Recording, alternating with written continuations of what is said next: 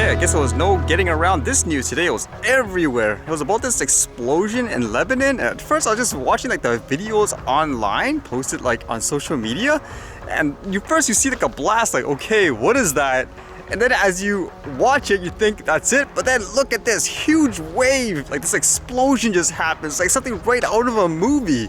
And people captured it in various angles, and rightfully so. Everyone's kind of shocked, like, what's going on? Like, is there a war or something like that? But apparently from reading the news as it got updated, it wasn't any type of attack. It was something perfectly avoidable, but apparently they didn't do anything, I guess, safety-wise. This one says, initial investigations point to negligence as cause, a Beirut blast source says. Initial investigations into the Beirut port blast indicate years of inaction and negligence over the storage of highly explosive material caused the explosion that killed more than 100 people, an official source familiar with the findings said.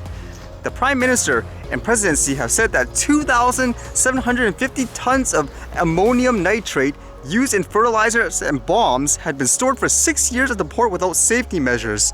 It is negligence, the official source told Reuters, adding that the issue on storing the material safely had come before several committee and judges and nothing was done. I know on one of the videos you can see in the background, it looks like there's fireworks going off or something like that on the ground, and then all of a sudden this huge explosion occurs. I was just trying to imagine how everyone's seeing this from different views and perspectives, just trying to imagine all these videos and putting it together in that way.